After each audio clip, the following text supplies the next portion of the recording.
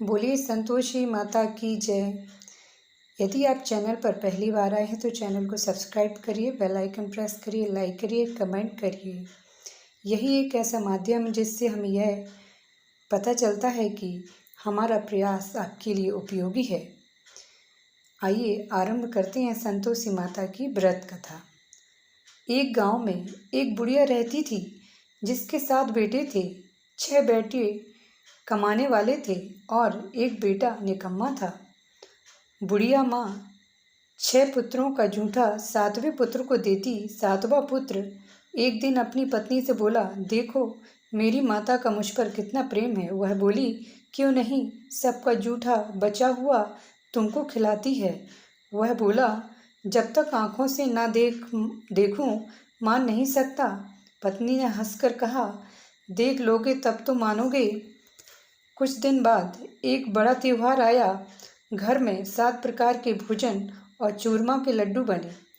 वह पत्नी की बात को जांचने के लिए सिर दर्द का बहाना बनाकर पतला कपड़ा सिर पर ओढ़कर रसोई में जाकर सो गया और कपड़ों में से सब देखता रहा। 6 भाई भोजन करने आए। उसने देखा माँ ने उनके लिए सुंदर सुंदर आसन बिछाए, 7 प्रकार की रसोई परोसी और आग्रह करके उन्हें भोजन कराती रही। वह देखता रहा। 6 भाई भोजन कर उठ गए। तब माँ ने उनकी 5 थालियों में से लड्डुओं के टुकड़ों को उठाया और एक लड्डू बनाया। जूठन साफ कर माँ ने उसे पुकारा, उठ बेटा उठ, तेरे भाइयों ने भोजन कर लिया, तू भी उठकर भोजन कर ले। उसने कहा, माँ मुझे भोजन नहीं करना, मैं परदेश जा रहा हूँ। माता ने कहा, कल जाना हो तो आज ही जा। वह बोला, हाँ हाँ जा रहा हूँ। यह कहकर वह घर से निकल गया। चलते समय उसे पत्नी की याद आई। वह गौशाला में कंडे थाप रही थी। वहाँ जाकर वह बोला, मेरे पास तो कुछ नहीं है, यह अंगूठी है, सो ले लो और अपनी कोई निशानी मुझे दे दो। वह बोली, मेरे पास क्या है, यह गोबर भरा हाथ है। यह कहकर पत्नी ने उसकी पीठ पर गोबर के हाथ की थाप मार दी। वह चल दिया। चलते चलते दूर देश में पहुंचा। वहाँ एक साहूकार की दुकान थी। वहाँ जाकर बोला, सेठ जी मुझे नौकरी पर रख लो। साहूकार को नौकर की सख्त ज़रूरत थी। साहूकार ने कहा, काम देखकर तनख्वाह मिलेगी। उसने कहा, सेठ जी जैसा आप ठीक समझें। उसे साहूकार की यहाँ नौकरी मिल गई। वह वहाँ दिन रात काम करने लगा। कुछ दिन में दुकान का लेन देन, हिसाब किताब, ग्राहकों का माल बेचना, सारा काम करने लगा। साहूकार के 7-8 नौकर थे। वे सब चक्कर खाने लगे, लेकिन उसने अपनी लगन, परिश्रम और ईमानदारी से सभी को पीछे छोड़ दिया। उसे अपने किए हुए कार्य का फल मिला। सेठ ने भी उसका काम देखा और 3 महीने में ही उसे मुनाफे में साझेदार बना लिया। परिश्रम करते करते 12 वर्ष में ही वह नगर का नामी सेठ बन गया और सेठ अपना सारा कारोबार उस पर छोड़कर बाहर चला गया। इधर उसकी पत्नी पर क्या बीती वह सुने। सास ससुर उसे देख दुख देने लगे। गृहस्थी का काम करवा कर उसे लकड़ी लेने जंगल में भेजते। इस बीच घर की रोटियों के आटे से जो भी भूसी निकलती उसकी रोटी बनाकर रख दी जाती और फूटे नारियल की नरेली में पानी दिया जाता। इस तरह दिन बीतते रहे। एक दिन वह जब जंगल में लकड़ी लेने जा रही थी, तब उसे रास्ते में बहुत सी स्त्रियां संतोषी माता का व्रत करती दिखाई दी। यह वहाँ खड़ी होकर पूछने लगी, बहनों यह तुम किस देवता का व्रत करती हो और इसके करने से क्या फल होता है? इस व्रत के करने की क्या विधि है? यदि तुम अपने इस व्रत का विधान मुझे समझाकर कहोगी तो मैं तुम्हारा बड़ा एहसान मानूंगी। उससे उनमें से एक स्त्री बोली, सुनो, यह संतोषी माता का व्रत है। इसके करने से निर्धनता दरिद्रता का नाश होता है, लक्ष्मी आती हैं, मन की चिंताएं दूर होती हैं, मन को प्रसन्नता और शांति मिलती है, निपुति को पुत्र मिलता है, प्रीतम बाहर गया हो तो वह शीघ्र लौट आता है, कुंवारी कन्या को मनपसंद वर मिलता है, चलता मुकदमा खत्म हो जाता है, कलह कलेश की निवृत्ति हो, सुख शांति होती है, घर में धन जमा हो, धन जायदाद का लाभ होता है तथा और भी मन में जो कुछ कामना हो सब संतोषी माता की कृपा से पूरी हो जाती है, इसमें संदेह नहीं है। वह पूछने लगी, यह व्रत कैसे किया जाता है, यह भी बताओ तो बड़ी कृपा होगी। वह स्त्री कहने लगी, बिना परेशानी, श्रद्धा और प्रेम से जितना भी बन सके प्रसाद लेना, 5.25 पैसे से 5.25 आने तथा इससे भी ज़्यादा और शक्ति और भक्ति के अनुसार गुड़ और चना लें। हर शुक्रवार को निराहार रहकर कथा कहना सुनना, इसके बीच क्रम नहीं टूटे, लगातार नियम पालन से करना। सुनने वाला कोई न मिले तो घी का दीपक जलाकर उसके आगे जल के पात्र को रखकर कथा कहना, परंतु नियम न टूटे। जब कार्य सिद्ध न हो तो नियम पालन करना और कार्य सिद्ध हो जाने पर व्रत का उद्यापन करना। 3 मास में माता पूरा फल प्रदान करती हैं। यदि किसी के ग्रह खोटे हैं तो भी माता 1 वर्ष में अवश्य उनको अनुकूल करती हैं। कार्य सिद्ध होने पर ही उद्यापन करना चाहिए, बीच में नहीं। उद्यापन में 2.5 सेर आटे का खाजा तथा इसी अनुसार खीर तथा चने का साग बनाना, 8 बच्चों को भोजन कराना, जहाँ तक मिले देवर जेठ भाई बंधु कुटुंब के लड़के लेना, ना मिले तो रिश्तेदारों और पड़ोसियों के लड़के बुलाना, उन्हें भोजन कराना, यथाशक्ति दक्षिणा दें। माता का नियम पूरा करना, ध्यान रखना उस दिन घर में कोई खटाई न खाए। यह सुन वह वहाँ से चल दी, रास्ते में लकड़ी के बोझ को बेच दिया और उन पैसों में गुड़ चना ले माता के व्रत की तैयारी कर आगे चली। रास्ते में संतोषी माता के मंदिर में जा माता के चरणों में लौटने लगी, विनती करने लगी, माँ मैं दीन हूँ, निपट मूर्ख हूँ, व्रत के नियम कुछ नहीं जानती, मैं बहुत दुखी हूँ, हे माता मेरा दुख दूर कर, मैं तेरी शरण में हूँ। माता को दया आई। एक शुक्रवार बीता कि दूसरे शुक्रवार को ही उसके पति का पत्र आया और तीसरे शुक्रवार को उसका भेजा हुआ पैसा आ पहुँचा।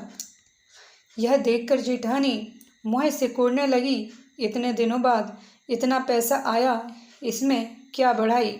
लड़के ताने देने लगे, काकी के पास अब पत्र आने लगे, रुपया आने लगा, अब तो काकी की खातिर बढ़ेगी, अब तो काकी बुलाने से भी नहीं बोलेगी। बेचारी सरलता से कहती, भैया पत्र आए, रुपया आए तो हम सबके लिए अच्छा है। ऐसा कहकर आंखों में आंसू भरकर संतोषी माता के मंदिर में जाकर मातेश्वरी के चरणों में गिरकर रोने लगी। माँ मैंने तुमसे पैसा नहीं मांगा, मुझे पैसे से क्या काम, मुझे तो अपने सुहाग से काम है, मैं तो अपने स्वामी के दर्शन और सेवा मांगती हूँ। तब माता ने प्रसन्न होकर कहा, जा बेटी तेरा स्वामी जल्दी आएगा। यह सुन खुशी से बावली होकर वह घर आकर काम करने लगी। संतोषी माँ विचार करने लगी, इस भोली पुत्री से मैंने कह तो दिया कि तेरा पति शीघ्र आएगा, पर आएगा कहाँ से, वह तो इसे स्वप्न में भी याद नहीं करता, उसे इसकी याद दिलाने तो मुझे ही जाना पड़ेगा। संतोषी माता ने उस बुढ़िया के बेटे को स्वप्न में समझाया, पुत्र तेरी घरवाली कष्ट उठा उठा कर जी रही है। यह बोला, हाँ माता यह तो मुझे भी मालूम है, परंतु क्या करूं, वहाँ कैसे जाऊं, परदेश की बात है, लेन देन का सारा हिसाब किताब है, कोई जाने का रास्ता नज़र नहीं आता, आप ही कोई राह दिखाएं कि वहाँ कैसे जाऊं। माँ कहने लगी, सवेरे नहा धोकर संतोषी माता का नाम ले घी का दीपक जलाकर दंडवत कर और दुकान पर जा बैठना। देखते देखते तेरा लेन देन चुक जाएगा, जमा माल बिक जाएगा, सांझ होते होते धन का ढेर लग जाएगा। वह अगले दिन सुबह जल्दी उठा। उसने अपने मित्र बंधुओं परिचितों से स्वप्न में माता द्वारा कही गई बात कह सुनाई। वे सब उसकी बात सुनकर उसकी खिल्ली उड़ाने लगी।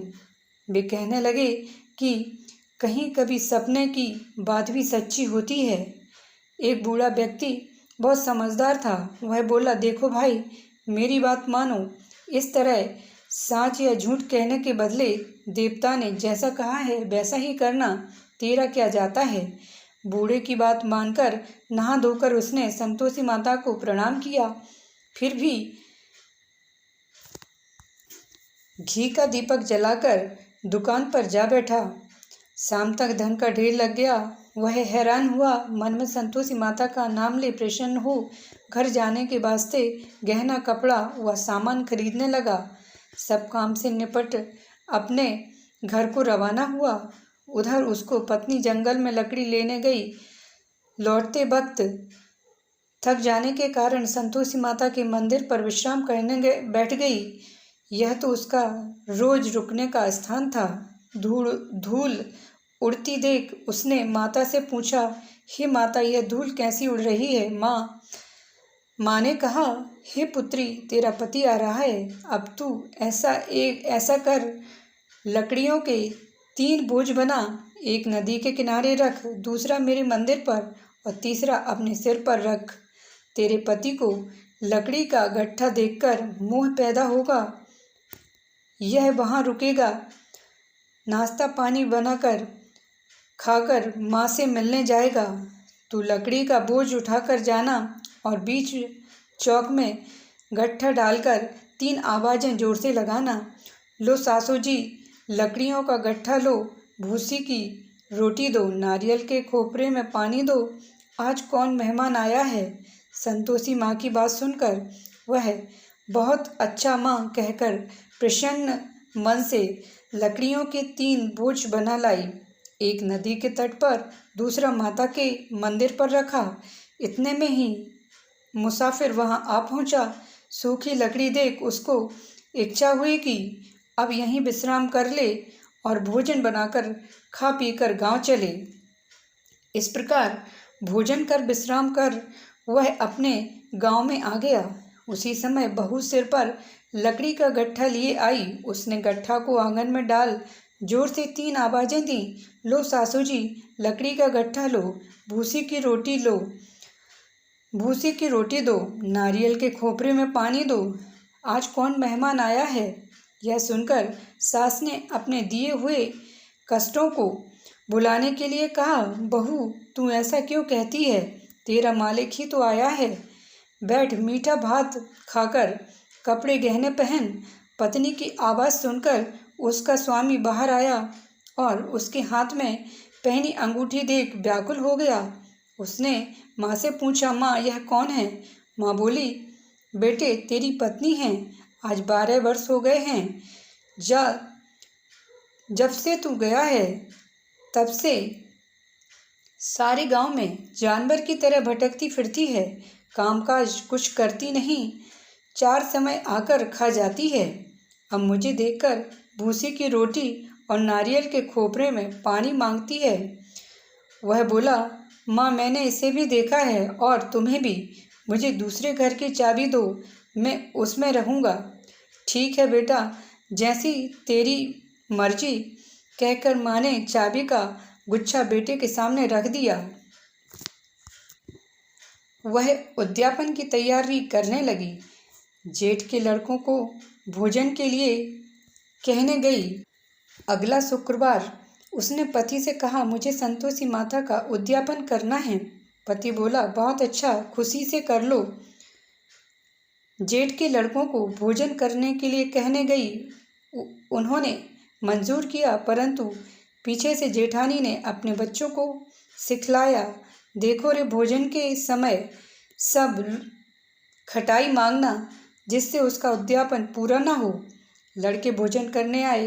खीर पेट भरकर खाई, परंतु बात याद आते ही कहने लगे, हमें कुछ खटाई खाने को दो, खीर खाना हमें भाता नहीं, देखकर अरुचि होती है। लड़के उठ खड़े हुए, बोले, पैसे लाओ। भोली बहू कुछ जानती न थी, उसने उन्हें पैसे दे दिए। लड़कों ने बाजार जाकर उन पैसों से इमली खरीदी और खाई। यह देखकर बहू पर माताजी ने कोप किया। राजा के दूत उसके पति को पकड़कर ले गए। अब सब मालूम हो जाएगा जब जेल की रोटी खाएगा। बहू से यह वचन सहन नहीं हुए। वह संतोषी माता के मंदिर में गई और कहने लगी, माता, तुमने यह क्या किया? हंसाकर क्यों रुलाने लगी? माता बोली, पुत्री, तूने मेरा व्रत भंग किया है, इतनी जल्दी सब बातें भुला दी। वह बोली, माता, भूली तो नहीं हूँ, ना कुछ अपराध किया है, मुझे तो लड़कों ने भूल में डाल दिया, मुझे क्षमा करो। माँ बोली, ऐसी भूल भी कहीं होती है?